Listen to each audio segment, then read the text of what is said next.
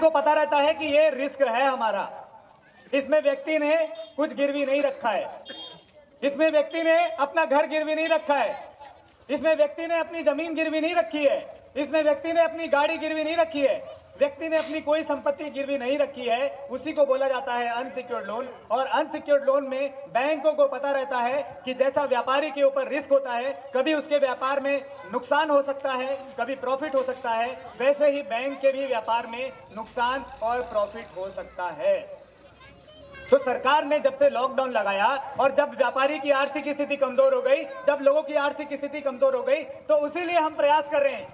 कि जिस व्यक्ति ने लॉकडाउन के पहले कर्जा ले रखा था, चाहे वो किसी भी तरह का कर्जा हो, पर्सनल लोन हो, गाड़ी का लोन हो, व्यापार के लिए लिया गया लोन हो, घर के लिए लिया गया लोन हो, ट्रैक्टर का लोन हो, किसी खेती किसानी के लिए लिया गया लोन हो, किसी भी तरह का यदि लोन ले लिया किसी व्यक्ति ने और सरकार की गलत नीति की वजह से यदि वो व्यक्ति पीड़ित हो गया, सरकार की लॉकडाउन की नीति की वजह से यदि उसकी आर्थिक स्थिति कमजोर हो गई, सरकार की जीएसटी नोटबंदी की वजह से यदि उसकी आर्थिक स्थिति कमजोर हो गई, तो वो व्यक्ति की राहत देना सरकार का काम है।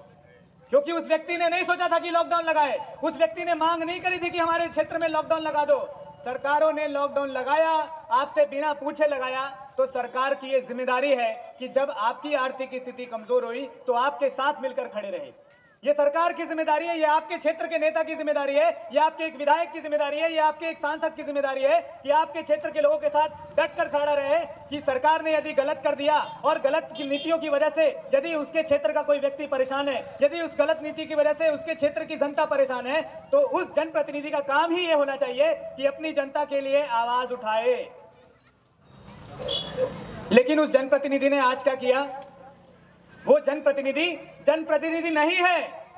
वो जनप्रतिनिधि आज पार्टी प्रतिनिधि हो चुका है। चाहे वो जिस भी दल का हो, चाहे केंद्र में जो भी सरकार है उस दल का हो, चाहे राज्य की सरकारों के दल का हो, चाहे किसी क्षेत्र की सरकारों के दल का हो, तो उस जनप्रतिनिधि ने आपके साथ क्या किया? उस जनप्रतिनिधि ने यह दिखा दिया कि वो जनप्रतिनिधि नहीं है, वो आपका प्रतिनिधि नहीं करता है, वो पार्टी का प्रतिनिधि करता है। पार्टी जैसा बोलेगी, ऊपर वाले जैसा बोलेंगे, वैसे ही नीचे वो आदेश करेगा और आपको मानना पड़ेगा।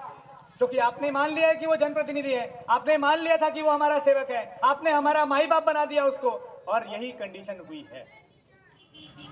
और इसके लिए जब तक हम आवाज नहीं उठाएंगे, देखो दो ही तरीका होता है,